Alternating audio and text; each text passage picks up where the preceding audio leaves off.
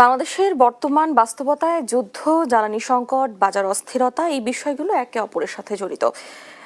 বাংলাদেশের অর্থনীতি জ্বালানি আমদানির উপর দারুণভাবে নির্ভরশীল, বিশেষ করে তেল, তরলীকৃত প্রাকৃতিক গ্যাস ও অন্যান্য জীবাশ্ম জ্বালানির ক্ষেত্রে, এমনকি বিদ্যুতের ক্ষেত্রেও বাংলাদেশ ক্রমশ আমদানি নির্ভর ব্যবস্থা গড়ে তুলছে। ফলে মধ্যপ্রাচ্যে যুদ্ধ বা সামরিক উত্তেজনা বাড়লে বৈশ্বিক জ্বালানি সরবরাহ ব্যবস্থা, সামুদ্রিক বাণিজ্য পথ ও আন্তর্জাতিক বাজারে মূল্যস্তর দ্রুত অস্থিতিশীল হয়ে ওঠে। এর প্রভাব প্রত্যক্ষ ও বিঘাত বাংলাদেশের অর্থনীতিতে বড় ধরনের প্রভাব ফেলে। দর্শক, যুদ্ধ, জ্বালানি, অর্থনীতি এই প্রসঙ্গে আজ আলোচনা করব। সবাইকে স্বাগত জানাচ্ছি। দেশ টিভির নিয়মিত আয়োজন বিজনেস টাইমস, আপনাদের সঙ্গে আছি আমি ডানা ইসলাম। দর্শক, আমাদের আলোচনার বিষয়বস্তু এগিয়ে নিতে আমাদের সঙ্গে একজন সম্মানিত অতিথি রয়েছেন, পরিচয় করে দিতে চাই তার সঙ্গে। আমাদের সঙ্গে রয়েছেন ডক্টর মোহাম্মদ আব্দুল মজিদ, সাবেক চেয়ারম্যান, জাতীয় রাজস্ব বোর্ড, NBR। আপনাকে স্বাগত জানাচ্ছি আমাদের আয়োজনে। আমি প্রথমেই যেমনটা বলছিলাম, জ্বালানি সংকটের বিষয়টি প্রথমে আপনার কাছে জানতে চাই। এই যে বর্তমানে আমাদের দেশে জ্বালানি সংকট রয়েছে, এই সংকট বর্তমানের সময়ে বাংলাদেশ কোন পর্যায়ে রয়েছে? ধন্যবাদ। আপনি খুব একটা গুরুত্বপূর্ণ বিষয় নিয়েই আলোচনাটা তুলেছেন। দেখেন, জ্বালানি অর্থনীতিতে কী ধরনের সংকট তৈরি করে, বা কোনো বৈশ্বিক কোনো গ্লোবাল কোনো যুদ্ধ বা কোনো ধরনের কার্যক্রম চললে তাতে কী পড়ে, এটা শুধু আজকের না, আমরা প্রথম বিশ্বযুদ্ধেও দেখেছি। প্রথম বিশ্বযুদ্ধের কারণে বিভিন্ন দেশ, অনেক দেশে গণতন্ত্র শেষ হয়ে গেছে, নতুনভাবে আসছে, সরকার পরিবর্তন ঘটেছে। দ্বিতীয় বিশ্বযুদ্ধে বিশেষ করে আমাদের অঞ্চলকে যদি আমরা ধরি, তাহলে তৎকালীন ব্রিটিশ সরকার খাদ্যের মজুত করে ফেলছিল সৈন্যবাহিনীদের জন্য রাখার জন্যে। তারপরে মনে করছিল জাপানিরা আসলে আমাদের সব দখল করে নেবে, সেই জন্য আগের থেকে গাড়ি ঘোড়া সব সে রিকুইজিট করে রাখছিল। ফলে এই মানুষের সৃষ্ট দুর্ভিক্ষেই 1943 সালে আমাদের প্রায় কয়েক লক্ষ লোক মারা গিয়েছিল, তৎকালীন সময় লোক সংখ্যার যে হিসাব সেই হিসেবে। এবং একই সাথে দেখা যাচ্ছে যে 1973 সালে ঠিক এই ধরনের একটা আরব ইসরায়েল যুদ্ধ হয়েছিল, তেলের যুদ্ধ বলা হয়, অয়েল ক্রাইসিস, বা এটা শক, অয়েল শক বলা হয়। সেইটার জন্যেও কিন্তু এই আমাদের অঞ্চলে, আমরা বাংলাদেশে 1974 সালে এটা প্রচণ্ড একটা দুর্ভিক্ষের মধ্যে পড়েছিলাম। জিনিসপত্রের দাম বেড়ে গেল, খাদ্য সরবরাহ সংকুচিত হয়ে গেল, সে বছরে বন্যারও বেশি প্রকোপ ছিল। সব মিলে 1974 সালে আমরা একটা দুর্ভিক্ষ পড়লাম। সুতরাং এখন যে সংকটটি চলছে, এটাকে অনেকে মনে করতে পারেন যে বোধহয় তৃতীয় বিশ্বযুদ্ধ এখনো শুরু হয়নি, বা এরকম একটা ভাব। প্রথম বিশ্বযুদ্ধ, দ্বিতীয় বিশ্বযুদ্ধ হয়ে গেছে। আসলে আমি যদি বিশ্বযুদ্ধের সিরিয়াল নাম্বারগুলো যদি ঠিক মতন দিতাম, তাহলে এটা হয়তো 14 বা 15 নম্বর বিশ্বযুদ্ধই হয়ে যেত। কেননা আজকাল কোনো একটা দেশে, দুইটা দেশের মধ্যে বা তিন দেশের মধ্যে যুদ্ধ থাকলে সেখানে কিন্তু সে সীমিত থাকে না। সেইটা সব কিছু, যেমন ইরান, আপনার রাশিয়া ইউক্রেন যে যুদ্ধটা হচ্ছে, এর সাথে কিন্তু বিশ্বের ওই জ্বালানি তেল সহ খাদ্য, কারণ ওটা খাদ্য ভাণ্ডার, এই যে ইউক্রেন বা ইরা, এটা কিন্তু অন্যকে প্রভাবিত করছে। মধ্যপ্রাচ্যের যে সংকটগুলো চলছে, যুদ্ধ চলছে, এটা কিন্তু এর সাথে শুধু মধ্যপ্রাচ্যের কয়েকটি দেশ নয়, এটার সাথে পুরো দক্ষিণ এশিয়া এবং আরও অন্যান্য দেশ তেলের কারণে, এমনকি বাংলাদেশ রেমিটেন্সের উপরে যে নির্ভরশীল, সেই রেমিটেন্সের কারণে, এমনকি এমন একটা যুদ্ধ বা তেল এমন একটা বিষয় যেটা এই অর্থনীতির সকল কাজের সাথে জড়িত। আমি যে লিফটে উঠলাম, এই লিফটও চলবে না দুদিন পরে যদি আমার বিদ্যুৎ সরবরাহ ঠিক না থাকে। অর্থাৎ প্রতিটা কাজের সাথে আপনার এই জড়িত। তো এখন ঠিক এই ইরান এবং ইসরায়েল আমেরিকার যে যুদ্ধ, এটা কিন্তু ইরান আর ইসরায়েলের মধ্যে সীমাবদ্ধ নেই। এর সাথে বহু দেশের তেল সরবরাহ, খাদ্য সরবরাহ, নানান ধরনের অস্থিরতা, আমদানি রপ্তানির উপরে একটা প্রচন্ড প্রভাব পড়ে। এবং সেই ক্ষেত্রে বাংলাদেশ আরো বেশি ভালনারেবল এই ক্ষেত্রে, কারণ তেলের সংকট আছে, জ্বালানির সংকট আছে, নিজস্ব কোনো মজুদ বা এই ধরনের ব্যাপার নাই। দুই হচ্ছে এর একটা অন্যতম যে রপ্তানি, যে একটা পণ্যের উপরে বা ইত্যাদি, সেই রপ্তানির উৎস মানে ডেস্টিনেশন হচ্ছে আমেরিকা বা ইউরোপ। সেখানে যদি অর্থনৈতিক টানাপোড়েন সৃষ্টি হয়, তাহলে আমার এই রপ্তানির উপরে একটা প্রভাব পড়ছে। আমার দ্বিতীয় রপ্তানির আয় মানে উৎস হচ্ছে রেমিটেন্স। আমার লক্ষ লক্ষ লোক ওই দেশগুলোতে কর্মরত আছে। তো তো তারা ওখানে যদি চাকরি না থাকে তাদের, বা তাদের বাড়ি পর্যন্ত থেমে যায়, তাহলে আমার রেমিটেন্স প্রবাহে একটা বিরাট প্রভাব পড়বে। আর ওই রেমিটেন্সই হচ্ছে আমার রিজার্ভের একটা বড় উৎস, এবং রিজার্ভ বাড়লেই না আমি তখন আমদানি রপ্তানি অন্য কাজকর্মগুলো করতে পারবো। অর্থাৎ আমি যেভাবে সেভাবে হোক আমি আটকা পড়ে যাচ্ছি, ভাবে করে যাচ্ছি। এখন এই সময় এই মুহূর্তে এই উচিত হবে বাংলাদেশকে তার যার যা নিজের যা আছে, অর্থাৎ নিজের দিকে নিজের পায়ে দাঁড়ানোর পথে তার থাকতে হবে। কেননা ওই যে কোনো সময় হরমুজ প্রণালীর গন্ডগোল হতে পারে, যে কোনো কিছু হতে পারে। তাহলে আমি যেন টিকে থাকতে পারি, আমার নিজের যা আছে সেইটা নিয়ে যেন আমি নিজে টিকে থাকতে পারি, সেই সব কর্মসূচিতে যেতে হবে। ওই করতে আমার বিদ্যুৎ সাশ্রয় যদি জ্বালানি সংকটের কথাই বলি, সরকার বারবার বলছে কোনো সংকট নেই, তারপরে কেন এত ভিড় দেখা যাচ্ছে? না, এটার কারণটা হচ্ছে কি, যে যেমন ধরেন সংকট নাই এই মুহূর্তে, এবং অনেকে এটাও বলছে যে তেল মজুত করে রাখা আর হচ্ছে। সেটা তো আসতেছি, সে পয়েন্টে আসছি। পয়েন্ট হচ্ছে ওই যে বললাম কিছুক্ষণ আগে, মনুষ্য সৃষ্ট দুর্ভিক্ষে মানুষ মারা যাওয়া। এখানে তেল এমন একটা খুব গুরুত্বপূর্ণ আইটেম। আমি বলছি ঠিক আছে, আমার সামনের এপ্রিল মাসের মজুদ আমার আছে, কিন্তু what will be beyond April, ওই যে চিন্তাটা, ওই এটাকে আমাকে এমন একটা পরিস্থিতিতে ফেলে যে আমার কিছু লোক ওই তেল মজুত করে। খাদ্যের যেমন সামনে সংকট হবে মনে করি অনেকে খাদ্য মজুত করে, 43-43 মানান্তরে যেটা হয়েছিল। তো সুতরাং এখানে তেল মজুত করে, তেল চোরা কারবারিও হয়ে যেতে পারে, কারণ আমার চারিধারে বৃহৎ ভারত কিংবা মালয়েশিয়া কি বলে মায়ানমার আছে, তাদেরও তো তেলের দরকার। তো সুতরাং যদি এরকম দরের যদি একটা থাকে, আমি যেমন সাবসিডি দিয়ে দিচ্ছি, আমি সাবসিডি দিয়ে যে তেল সস্তায় দিচ্ছি, সেই তেল আর এক দেশের জন্য খুব মানে খুব প্রয়োজন, তখন ওই যে দামের যখন একটা ব্যালেন্সিং হয়ে যায়, তখন কিন্তু ওটা চোরা কারবারি হয়ে যায়, চলে যায়। সুতরাং আমার সেদিকেও লক্ষ্য রাখতেই হচ্ছে। অর্থাৎ আমাকে আমার ব্যাপারে আমি যদি আত্মসচেতন না হই, এই সময় যদি আমি ব্যক্তি স্বার্থ যে আমি কিছু তেল জমাবো, আমি তেল পাচার করব, এই মনোভঙ্গি যদি আমার কাছে থাকে, কিংবা আমার কাছে যদি এই মনোভঙ্গি থাকে, দৃষ্টিভঙ্গি থাকে, বিদ্যুৎ আসবে কি না আসবে আমি জানি না, আমার ইলেকট্রিসিটি আছে, আমি খরচ করতেই থাকলাম। এটা তো একটা স্টকের ব্যাপার, এটা ব্যাপার, আমি লাগে না তারপরও খরচ করতে থাকলাম। আমার পানির সংকট আছে জানা সত্ত্বেও আমি পানি অপব্যবহার করা অব্যাহত রাখলাম। আমার খাদ্যের একটা সংকট হবে আমি এটা জানি, এরপরেও আমরা বিশেষ বড় বড় উৎসবে বা যেভাবে দেখি খাদ্যের কিভাবে অপচয় হচ্ছে, হ্যাঁ, অর্থাৎ আমার লাইফ স্টাইল চেঞ্জ করতে হবে।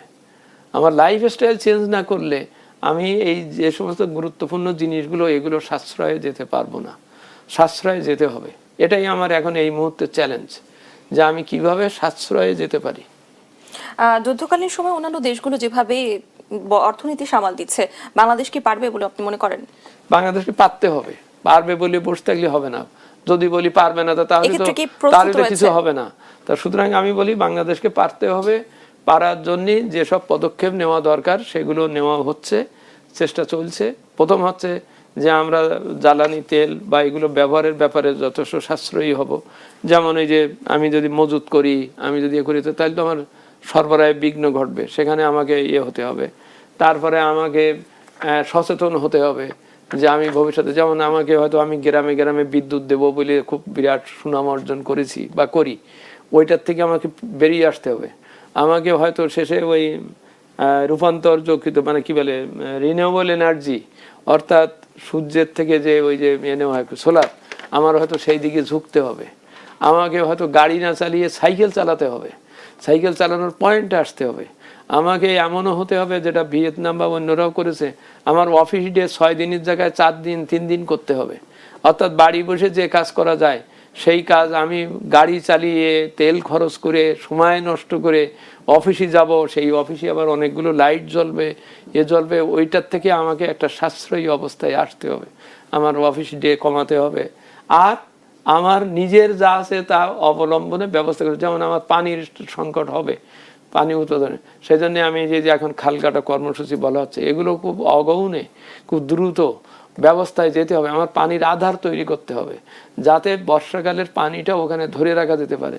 তাহলে ওই পানির মধ্যে একটা প্রবাহ সৃষ্টি হলে নদীগুলো সচল হবে, নাব্যতায় ফিরে যাবে, সেখানে মাছ চাষ হবে, আমার খাদ্যের উৎপাদন হবে, ওই পানি দিয়ে আমি ধান চাষ করতে পারবে, কারণ আমার কৃষির দিকেই আমার মনোযোগ দিতে হবে। কারণ আমি এখন শিল্পে খুব বেশি ভালো করতে পারবো না, কারণ আমার নাই, আমার বিদ্যুৎ নাই, নাই, তা নাই ইত্যাদি। সুতরাং আমার কৃষির দিকে, কারণ ওখানে আমার খাদ্যের উৎস, আমার খাদ্যের এবং কর্মসৃজন, মানুষের পার্চেজিং পাওয়ার বাড়াতে হবে। মানুষ আমি উৎপাদন করলেই তো হবে না, সেটা কেনবার ক্ষমতা তার থাকতে হবে। সেই জন্য ওই যে ফ্যামিলি কার্ড বা এটা ওটা যা দেওয়া হচ্ছে, অর্থাৎ সোশ্যাল সেফটি নেটের কর্মসূচিগুলোকে খুব দ্রুত করতে হবে এবং কাজের বিনিময়ে খাদ্য টাইপের কর্মসূচিতে মানুষকে কাজে লাগাতে হবে। কাজে লাগাইলে ওর একটা আয় হবে, আয় হলেই সে তখন কেনাকাটা করবার সুযোগ পাবে। আবার অ্যাট দ্য সেম টাইম জিনিসপত্রের দামের প্রতি, এটা বৃদ্ধির প্রতি আমার যথেষ্ট কড়া নজর রাখতে হবে। এখানে যেন কেউ মজুত করে দাম না বাড়াতে পারে, কেউ যেন সরবরাহ চেনের ভিতরে একটা সমস্যা সৃষ্টি করে দাম না বাড়াতে পারে, কেউ যদি ওখানে কি বলে চাঁদাবাজি করে কস্ট অফ ডুইং বা বিজনেস বাড়িয়ে যদি দাম না বাড়াতে পারে, সেইগুলো করতে হবে। অর্থাৎ ইকোনমিকে একটা একটা একটা একটা সুনিয়ন্ত্রিত একটা অবস্থার ভিতরে আনতে হবে। নর্মালি চললে হবে না, নর্মালি চললাম কি হবে দেখা যাবে, আমি আজকে খেয়ে ফেলি, এই ধরনের দৃষ্টিভঙ্গি থেকে অবশ্যই প্রত্যেকে মনে প্রাণে দৃষ্টিভঙ্গিতে ধাতস্থ করে আত্মস্থ করে এগোতে হবে। এই যে আমরা দেখলাম মাননীয় প্রধানমন্ত্রী অফিসগুলোতে যাচ্ছেন, অর্থাৎ আমাকে এখন খুব একটা স্পিডি অবস্থা দেখাতে হবে, দেখতে হবে। এখন আমার অন্য সময় নষ্ট করা, অফিস খুলে রেখে কাজ না করলাম, আমি সার্ভিস দিলাম না মানুষকে, তাহলে মানুষের কস্ট অফ ডুইং বেড়ে যাচ্ছে। সেইটা করা, অর্থাৎ আরো দ্রুত সার্ভিস দিয়ে যার যার ভূমিকা সে পালন করে সকলের মধ্যে একটা অর্থনৈতিক কর্মসংস্থান, যেমন আমরা রেভিনিউ আর্নিং এর কথা বলতে পারি। রেভিনিউ আর্নিং হচ্ছে না, বা রেভিনিউ আর্নিং না হলে আমার যে বিদেশি লোন পাবে, আমার রেভিনিউ আর্নিং হওয়ার জন্যে প্রথম কাজ হচ্ছে আমার অর্থনীতিকে সচল রাখা, সচল করা। অর্থনীতি অর্থাৎ মিল কলকারখানা চলবে, জিনিসপত্র উৎপাদিত হবে, সেটা বিক্রি হবে, সেখান থেকে ভ্যাট আসবে, ওর আয় হবে, সেখান থেকে আমার আয় করা আসবে, উনি ওই জিনিস তৈরি করার জন্য মালামাল আমদানি করবেন, সেখান থেকে আমার শুল্ক আসবে। অর্থাৎ ইকোনমিকে যদি আমি এই দুর্মূল্যের সময়ও, সংকটের সময়ও যদি আমি ইকোনমিটাকে যদি সচল করতে পারি, তাহলে এর সাথে ওই আনুষঙ্গিক যেসব সমস্যাগুলো, বেকারত্ব, মানুষের পার্চেজিং পাওয়ার, তারপরে দ্রব্যমূল্যের যে কষাঘাত, জিনিসপত্র সাপ্লাইয়ের যে সংকট, কৃষির উৎপাদন বাড়ানোর যে সমস্যা, এগুলো মেটানো সম্ভব হবে। এর জন্য আমাদের সকলকেই মোর প্রোঅ্যাক্টিভ। যুদ্ধের কারণে কি তেলের সরবরাহ বন্ধ হয়ে যাওয়ার আশঙ্কা করতে পারি আমরা? আমি অতটা আশঙ্কা করি না, কারণ হচ্ছে কি সবাই এটা জানে, সবাই এটা বুঝে যে তেল সরবরাহ না দিলে, তেল সরবরাহ না করলে, ও যদি নিজে বসে যায়, তাহলে আমার জিনিস তো বিক্রি হবে না। এখানে একটা জিনিস, উন্নয়ন থিওরিতে কিন্তু এটা বড় বড় দেশগুলো তারা ছোট ছোট দেশগুলোকে বাঁচিয়ে রাখে কেন, কর্মক্ষম রাখে কেন, প্রয়োজন হলে গ্রান্ট দিয়ে, টেকনিক্যাল সাপোর্ট দিয়ে তাকে উদ্ভূত করে রাখে কেন? কারণ আমার জিনিস বিক্রি করতে কিন্তু লাগবে। জাপানের ফরেন পলিসি, জাপানের পলিসি হচ্ছে যে আমি খুব ভালো ভালো সফিস্টিকেটেড জিনিসপত্র তৈরি করতে পারি, গাড়ি তৈরি করতে পারি, আমি অনেক কিছু পারি, কিন্তু আমার এই গাড়ি বিক্রি হবে না যদি বাংলাদেশ, যদি এই সমস্ত দেশগুলো তাদের কেনার ক্ষমতা যদি না থাকে। তখন তারা করে কি, এদেরকে নানান ধরনের প্রজেক্টের থ্রু দিয়ে যেভাবে হোক তাকে বাঁচিয়ে রাখে যে তুমি আমার গাড়ি কিনো। গাড়ি কেনার জন্য প্রয়োজন হলে বিনা পয়সায় সেতু বানিয়ে দেয়, রোড বানিয়ে দেয়, যে তাহলে গাড়ি চড়বা, কথার কথা, তাহলে আমার গাড়ি বিক্রি হবে। তো সুতরাং আমি তেলের ব্যাপারটা মনে করি যে বোথ রাশিয়া, আমেরিকা, চীন, তারা এ ব্যাপারে যথেষ্ট সচেতন যে তেলের সরবরাহ যদি বিঘ্ন হয়, তাহলে ও মারা যাবে, আমারও ব্যবসা মারা যাবে, আমার প্রভাবও মারা যাবে। আমি অস্ত্র বানাই, আমার অস্ত্র বিক্রি করতে হবে, তো সেই অস্ত্র কেনার ক্ষমতাটা তো রাখতে হবে। সেই জন্য তেলের সংকট, এগুলো প্যানিক সৃষ্টি হচ্ছে, এটা ঠিক যে একটু বাধা পাচ্ছে, কিন্তু তেল তো একটা প্রাকৃতিক সম্পদ ওইসব দেশে আছে। সুতরাং সেগুলো তারা রিফাইন করে, যেভাবে, যেমন রাশিয়া বা আরও অনেকে তো অলরেডি তেলের দাম কমাই দিয়েছে নিজেরা, যে যাতে এটাই, কারণ আরেকজনের অর্থনীতি যদি চালু না থাকে, সে যদি নাই বাঁচে, তো তাহলে সে আমি আমি আমি আমি কিসের উপরে মাতব্বরি করব? আমাদের দেশে অচিরেই কি তেলের দাম বাড়ার আশঙ্কা করতে পারি আমরা?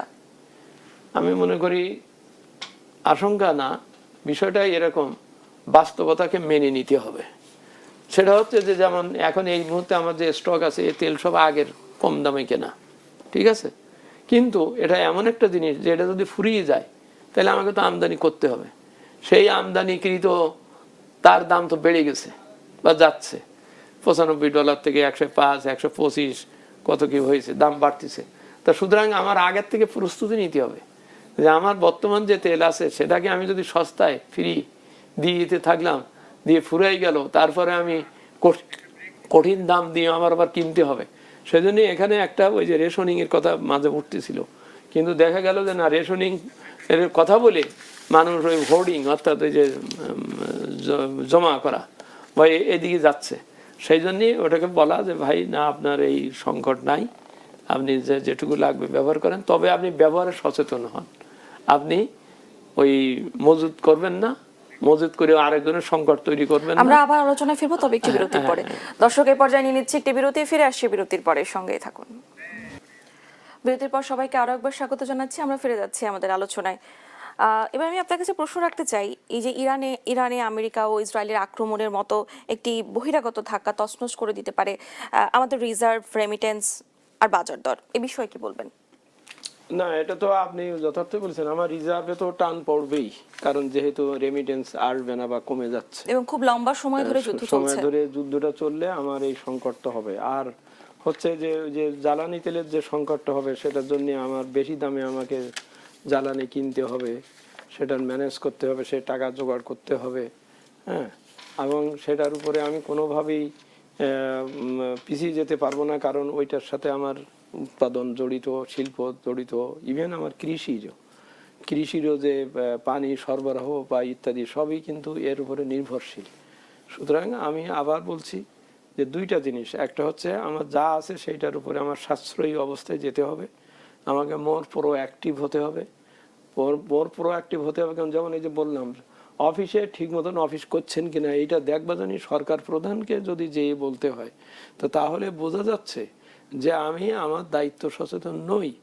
যেমন একটা স্কুল হয়তো একটা পারমিশন চেয়েছে আমার কাছে, মাসের পর মাস আমি তার সিদ্ধান্ত দিচ্ছি না, তো তাহলে কি হলো, আমি ওই স্কুলের ওই কাজের। ঠিক একইভাবে আমি যদি আরো গ্রাসরুট লেভেলে যাই, যে শিক্ষকরা আমি 10টা থেকে 5টা পর্যন্ত পড়ানোর জন্যে সরকারের কঠিন রাজস্বের টাকা বেতন দিচ্ছি, তিনি যদি ওই সময়টা যথাযথভাবে পড়াশুনো করে বাচ্চাদেরকে ঠিক মতন পড়ান, তাহলেই আমার পয়সা অনেকটা সেভ হবে। কি সেভ হবে?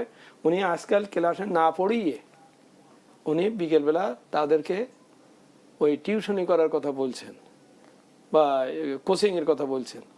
আমি এখান থেকে পয়সা দিচ্ছি 1375 টাকায়, তার বই দিচ্ছি, সেই বই সেই সস্তার বই তার পড়া লাগতেছে না, তাকে বলা হচ্ছে গাইড বই। হ্যাঁ, 39,000 টাকা 40,000 টাকার গাইড বই কিনতে হবে। অর্থাৎ আমি ওকে একটা গিনিপিগ একটা পরিস্থিতির ভিতরে ফেলে দিচ্ছি। যদি শিক্ষক তার যে বেতন তিনি পান সেই বেতন দিয়ে তিনি যদি এই ছাত্রছাত্রীকে সময় মতন পড়ান, তাহলে তার অভিভাবকরে ওই যে অতিরিক্ত যে খরচ, গাইড বইয়ের খরচ কিংবা বিকেলবেলা কোচিং করার যে খরচ, এই খরচটা তো আমি সেভ করাতে পারি যদি আমি এই কাজটা করি। ঠিক একইভাবে একজন ডাক্তারের বেলাও বলি, তিনি হাসপাতালের টাইমে যদি যথাযথভাবে রুগী দেখেন এবং সেই সেবাগুলো দেন, তাহলে ওই লোকের আর ক্লিনিকে যেতে হয় না, তাকে বিদেশেও যেতে হয় না, তার আরও অন্য ধরনের হয় না। এইভাবে কিন্তু আমরা সেভ করতে পারি। তো সেই জন্য ঠিক মতো কাজ, অর্থাৎ আমাদের প্রত্যেকের এখন একটু বেশি মোর প্রোঅ্যাক্টিভভাবে কাজ করতে হবে। এটা করতে হবে সকলের স্বার্থে। কিন্তু এটা যেমন আমি বললাম আমার বেতন বেশি দেন, তা আমার বেতন বেশি দেবেন কোত্থেকে? টাকাটা আসতে হবে। আচ্ছা, তারপরে আপনার বেতন বেশি দিলে কি হচ্ছে? আপনি ওই টাকা নিয়ে বাজারে যাবেন, একই বাজারে একটা দরিদ্র লোকও যাবে। তা যেই আপনিই তো 25 টাকার ইলিশ মাছরে আপনি 35 টাকার দর তুলে দেবেন আপনার টাকা আছে বলে, আর ও কিনতে পারবে না, তা বৈষম্য হচ্ছে। হ্যাঁ, তা সুতরাং আমারও খেয়াল রাখতে হবে যে আমি আমার বেতনটা বাড়াতে চাচ্ছি, আমি তেল মজুত করে একটা সংকট সৃষ্টি করতে যাচ্ছি, আসলে কিন্তু আমি আমার নিজের সংকট তৈরি করছি। কেননা এইটার সাথে জড়িত অন্যরাও আমার সাথে জড়িত এবং এইভাবে। তো সুতরাং আমি যদি সামগ্রিকভাবে না দেখি যেটা আমাদের সকলের অর্থনীতি, আমাদের সকলকেই এটাকে সেভ করতে হবে, সকলকেই এই সংগ্রামে থাকতে হবে। যখন ঝড় হয় তখন মাঝি কিন্তু নৌকা নিয়ে এক জায়গায় বসে থাকতে পারে না, থাকলে কিন্তু ওর নৌকা উল্টায় যাবে। ও কিন্তু তখন আরও বেশি একটা স্পিড দিয়ে তাকে সামনে এগোতে হবে। সামনে এগোতে থাকলেই সে ওই ঝড়ে কাবু হবে না বা কাটিয়ে যেতে পারবে। একটা জাতিরও তাই, এই একটা দেশেরও তাই। এই মুহূর্তে আমি যখন দেখছি যে আমি নানান ধরনের সমস্যার সংকটের আমি একেবারে সামনে পড়ে যাচ্ছি, তো সুতরাং এই সময় আমাকে আরও বেশি প্রোঅ্যাক্টিভ হতে হবে, কাজ এগোতে হবে। কাজ করে করে কিভাবে আমি সম্পদ সঞ্চয় বাড়াতে পারি, মানুষের কাজের সৃষ্টি, তার কস্ট অফ ডুইং, যেমন বিজনেসের বলি, কথার কথায় এনবিআরে কিংবা ইপিপিতে হয়তো বিজনেসম্যানরা একটা দরখাস্ত দিয়ে রাখছেন বা করছেন, আমি সেইটা উত্তর দিতে দেরি করলাম, উনি ওটা পারলেন না করতে, তখন ওনার কস্ট অফ ডুইং বিজনেস বেড়ে গেল। যে কাজ উনি এমনি এমনি আমার কাছ থেকে সার্ভিসটা পাওয়ার কথা, সেই টাকাটা সেই জায়গায় আমি যদি বলি না আপনার এই 20,000 টাকা ঘুষ দিতে হবে, না দিলে আমি তার মানে ওনার আমি 20,000 টাকা কস্ট অফ ডুইং বিজনেস বাড়ালাম। বাড়ালে কি হবে, ওই টাকাটাই উনি ওনার উৎপাদিত জিনিসের উপরে দামের উপরে উনি ফেলতে বাধ্য হবেন। বাধ্য হলেই জিনিসটার দাম বাড়িয়ে যাবে, দাম বেড়ে গেলেই ওই ক্রেতা কিনতে পারবে না। তো ক্রেতা কিনতে না পারলে, কেনা বেচা না হলে আমি তো রেভিনিউ পাবো না। অর্থাৎ এটা কিন্তু একটা ঘূর্ণায়মান চক্র, এটা একটা সিস্টেম। আপনি ওকে ওর চাকা কাজ করতে দিতে হবে এবং দিতে, সেই জন্যেই ওই যে যেমন খালকাটা কর্মসূচি বা বিভিন্ন কর্মসূচিতে আমাকে ওই কাজের বিনিময়ে খাদ্য, অর্থাৎ এই অলস মানুষকে কাজের ভিতর বিপ্রত করতে হবে, টাকা দিতে হবে, তাহলে যে খাল খনন হবে, পানির যে আধার তৈরি হবে, সেটা দিয়ে আমার ভবিষ্যতে কৃষির আমি একটা নিশ্চয়তা পরিস্থিতি করব। ঠিক একই সাথে আমার হয়তো অনেক গ্যাস কূপ আছে, আমার হয়তো তেলের খনি আছে, সেগুলোকে আমি হয়তো ওই বাইরের থেকে সহজে এলএনজি আনার লোভে, ওই ব্যবসার কারণে আমি এদিকে মনোযোগ দেইনি। আমার এখানে এখন মনোযোগ দিতে হবে, আমার নিজের যা আছে সেইটাকে যতটা পটেনশিয়ালি আমি ব্যবহার করতে পারি। সঙ্গে সঙ্গে হবে না, কাল পরশু হবে না, কিন্তু I have to start the work. যদি জ্বালানির কথা বলি, ইতিমধ্যে দেখা গেছে যে জ্বালানির সংকট থেকে, এর প্রভাব থেকে জনগণকে রক্ষার্থে সরকার 2,500 কোটি টাকা বাড়তি খরচ করেছে, কিন্তু সাধারণ জনগণের সুফল পাচ্ছে না। কোথায় সংস্কার প্রয়োজন, কি মনে করছেন? না, 2,500 কোটি টাকা বা ভবিষ্যতে আরো হয়তো টাকা খরচ হবে আর কি, করছি কেন, জনগণ যাতে পায়। এখন কিন্তু জনগণ তো সুফল পাচ্ছে না। না, ওই তো বলছি, জনগণ সুফল পাচ্ছে না কেন, জনগণের সুফল পাওয়াটা নিশ্চিত করতে হবে এবং সেই নিশ্চিত করাটা উপরের থেকে আমি চাপ দিয়ে বলে হবে না, এটাকে আপনাকেও সচেতন হতে হবে যে জনগণ যেন সুফলটা পায়। এই যে আমি তেলের মজুতদারির কথাটা বলছি, ওই মজুতদারির মনে কি এটা আসতেছে না যে আমি সংকট তৈরি করলে যে ক্ষতিটা হবে, ইকোনমির ক্ষতিটা হবে, সেই ক্ষতিতে আমি আবার একবার পড়ব। আমি রাষ্ট্রকে ট্যাক্স দেওয়ার কথা সেটা দিলাম না, আমি এড়িয়ে গেলাম, ফাঁকি দিলাম, তার মানে কি আমি নিজেকেই ফাঁকি দিলাম। এই বুঝটা আসতে হবে, কারণ আমি যদি সরকারকে কর না দেই তাহলে সরকার আমাকে এই অন্যান্য সার্ভিস কিভাবে দেবেন। আমার জন্য ভালো পোর্ট, ভালো রাস্তা, ভালো শিক্ষা ব্যবস্থা, আমার যে কর্মী বাহিনী হবে, সেই কর্মী বাহিনীর জন্য যে আমার ভালো শিক্ষিত লোক তৈরি হতে হবে, সে শিক্ষিত লোক তৈরি যদি বাধাগ্রস্ত হয় তাহলে আমি ভালো কর্মযোগ পাবো না। না পেলে আমার যদি ওই উৎপাদন রাখতে, তাহলে দেখা যাবে যে আমার বাইরের প্রতিবেশী দেশের, অন্য দেশের চালাক স্মার্ট লোকেরা এসে আমার ছেলেদের চাকরিগুলো খেয়ে ফেলবে। সুতরাং এখানে শিক্ষককে সচেতন হতে হবে যে যেন আমি দক্ষ জনবল তৈরি করে দিতে পারি। স্বাস্থ্যকর্মীকেও করতে হবে যে আমি যেন স্বাস্থ্যবান সুস্থ মানুষ তৈরি করার ব্যাপারে ব্যবস্থা করতে পারি। হ্যাঁ, এমনকি আমি আবার বলি, রাজনীতিবিদেরও উচিত যে তিনি যে যাদের কথা বলে যাদের জন্য রাজনীতি করছেন তাদের বিষয়গুলোর দিকে তার অবশ্যই দায়িত্বশীল থাকতে হবে। দায়িত্বশীল না থেকে যদি মনে করা হয় যে আমি ঠিক আছে একটা সুযোগ পেয়েছি, আমি আমার ক্ষমতা ব্যবহার করে আমি একটু ডিরেলড হয়ে গেলাম, এই ডিরেলড হওয়া মানে এটা পুরো অর্থনীতির সাথে ব্যবস্থার সাথে। সেই জন্য আমি আবার বলি, মানুষকে দোষারোপ করে লাভ নেই, দোষারোপ করতে হবে পরিস্থিতিকে। এখন ওই পরিস্থিতি যে তৈরি করছে তখন তাকে ধরতে হবে, বলতে হবে। হ্যাঁ, আমি সরাসরি বললাম যে উনি করছেন তা করছেন, এটা না। কথা হচ্ছে এই পরিস্থিতিটা কেন তৈরি হচ্ছে, তার কি কি কার্যকারণ আছে, সেই কার্যকারণের দিকে তাকাতে হবে। বা আমি বাইরের বিশ্বের সাথে আমার সম্পর্ক সবার সাথে ভালো রাখতেও হবে, কারণ আমি আজকে হয়তো এই অবস্থা আছে, কালকে আর এক অবস্থায় পড়তে পারি, সে যেন এসে আমাকে হেল্প করতে পারে, সেই জন্য তার সাথে আমার সম্পর্ক ভালো রাখতে হবে। ওনারও দায়িত্ব, বড়রও দায়িত্ব যে তাকে একটা ব্যালেন্সড ডেভেলপমেন্টের পথে থাকতে হবে। আমি যদি না বাঁচি, দরিদ্র দেশ যদি না বাঁচে, তাহলে ভবিষ্যতে তো ওর কাজ হবে না, কেউ করতে পারবে না। জ্বালানি আমদানির উপর নির্ভরতা কমাতে বাংলাদেশে কি পদক্ষেপ নেওয়া প্রয়োজন? সাশ্রয়, নিজে যা আছে সেইটা পটেনশিয়াল আনা, মানে আমি বলছি কূপ খনন করা, তারপরে যে বিদ্যুৎ আছে সেটা রিনিউয়েবল এনার্জির দিকে চলে যাওয়া। হ্যাঁ, আমি যদি সোলার প্যানেল দিয়ে যদি আমি বিদ্যুৎ প্রকৃতি থেকে যদি নিতে পারি, হ্যাঁ, তাহলে সোলার প্যানেলের উপরে আমার হয়তো যেসব ভ্যাট আছে বা যে আমি সেগুলো কমাই দেবো, দিয়ে আমি ওকে সহজভাবে করে দেবো। দিলে ও সোলার প্যানেলের এই বিদ্যুতের উপর নির্ভরশীল থাকলে ও তখন প্যানিক হয়ে ওই বিদ্যুৎ অপব্যবহার করবে না। হ্যাঁ, আমি যদি এটাই বলি যে আপনার আর আমি বিদ্যুৎ দেব না, আপনি সোলার প্যানেল দিয়ে যা উৎপাদন করবেন সেইটা ব্যবহার করবেন, তখন দেখা যাবে ও কিন্তু ঠিকই কোন সময় কতটুকু ব্যবহার করলে হয়, কয়টা ফ্যান চালাইলে এটা চলে, বা সন্ধ্যেবেলা বাচ্চাদের কতক্ষণ পড়ার জন্য এটা লাগবে, ওর ভিতরে কিন্তু তখন সচেতনতা বেরিয়ে আসবে। অর্থাৎ সকলের ভিতরে সচেতনতা বৃদ্ধি করতে হবে। দর্শকের পর্যায়ে নিয়ে নিচ্ছি আরো একটি বিরতি, ফিরে আসছি বিরতির পরে, সঙ্গে থাকুন। বিরতির পর সবাইকে আরো একবার স্বাগত জানাচ্ছি। আপনারা দেখছেন বিজনেস টাইমস। আমরা ফিরে যাচ্ছি আমাদের আলোচনায়। আমাদের সঙ্গে রয়েছেন ডক্টর মোহাম্মদ আব্দুল মজিদ। স্যার, এবার আপনার কাছে আমি প্রশ্ন রাখতে চাই, মধ্যপ্রাচ্যের সংঘাতগুলোর কারণে বাংলাদেশের প্রবাসী আয়ের উপর কতটা প্রভাব পড়বে বলে আপনি মনে করেন?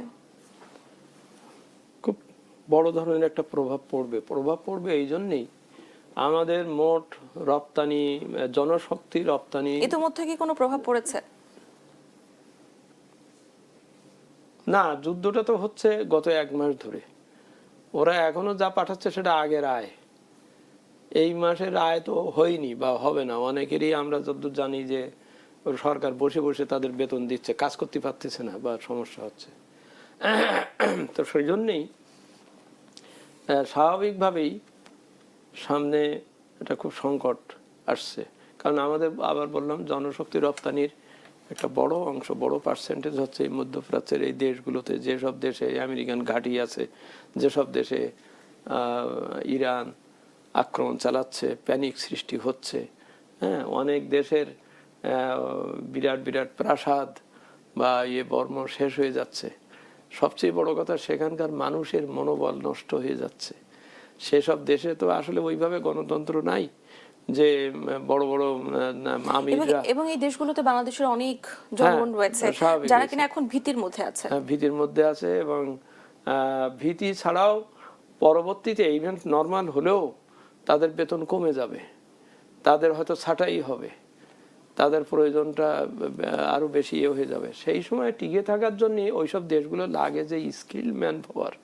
আমাদের এই লোকবল তো খুব একটা স্কিল না, এত অতি সাধারণ পর্যায়ের এরা গিয়েছে। আমাদের উচিত হবে সেই জন্যেই আমাদের এখন না খেয়ে না দিয়ে স্কিল ম্যান পাওয়ার তৈরির দিকে যাওয়া। হ্যাঁ, গেলে ওই যে লোকগুলো ফিরে আসবে বা যাদের চাকরি থাকবে না, সেখানে যদি আমি স্কিল ম্যান পাওয়ার সাবস্টিটিউট করতে, স্কিল ম্যান পাওয়ার কিন্তু ওদের লাগবে, কারণ তাদেরও তো চলতে হবে। চলতে গেলে তখন বলবে যে ঠিক আছে, তুই ক্লাস 4 পর্যন্ত পড়েছিস, তোর আমার লাগবে না, আমি ইন্টারমিডিয়েট পাস শিক্ষিত এই লোক রাখবো। এই ডিমান্ডটা কিন্তু অটোমেটিক্যালি আসবে।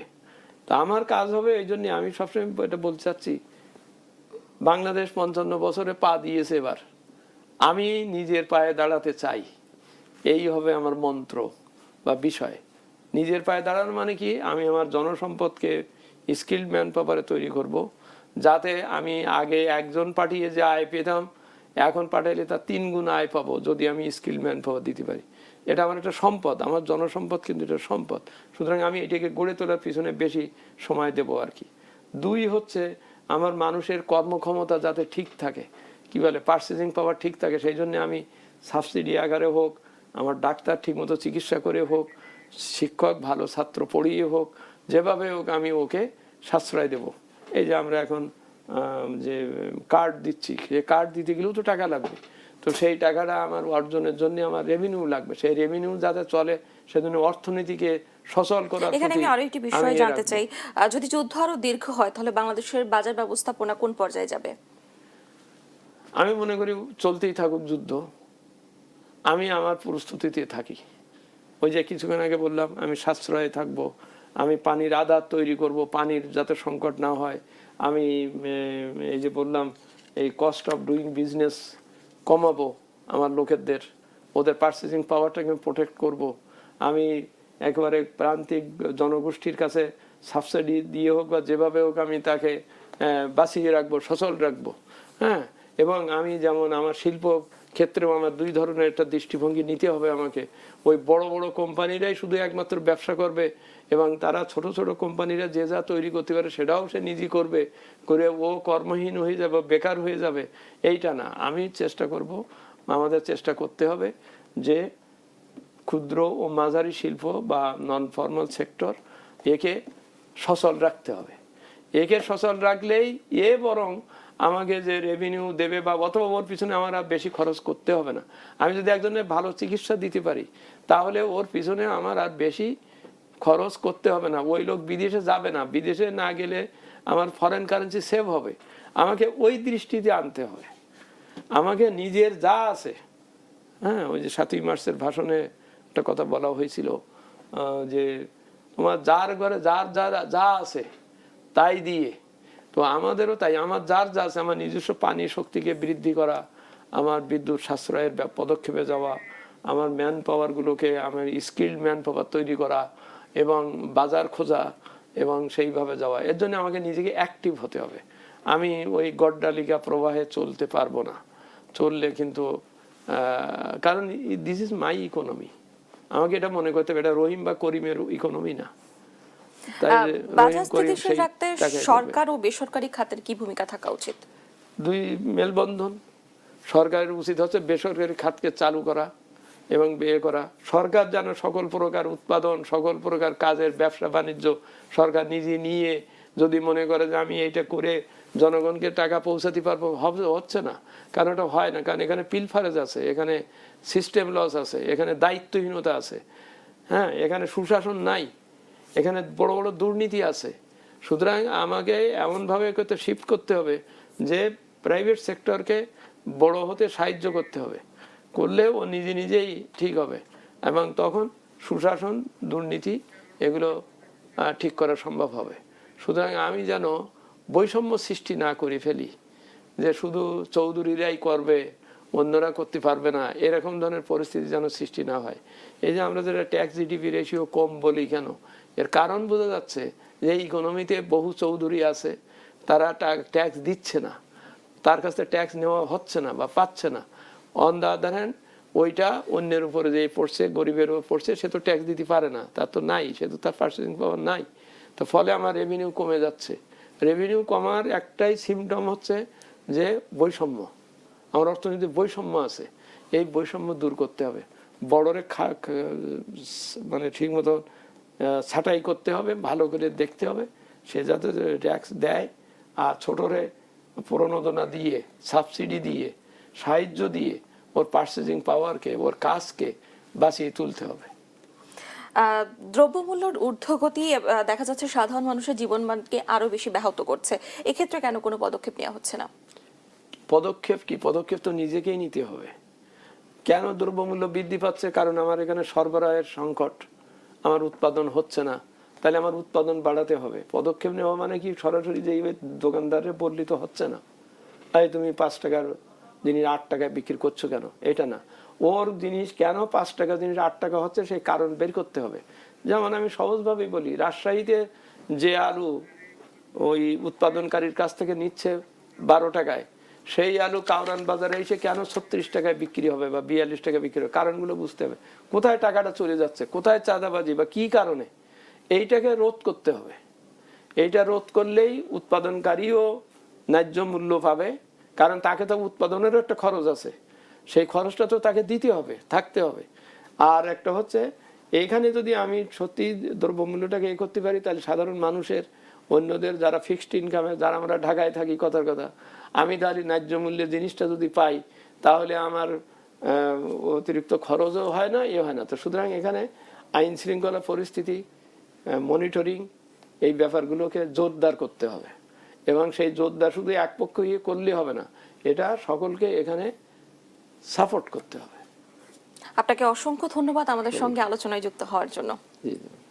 দর্শক, আমাদের আজকের আলোচনা এই পর্যন্তই। পরবর্তী আয়োজন দেখার জন্য সবাইকে আমন্ত্রণ রইল। ধন্যবাদ সবাইকে।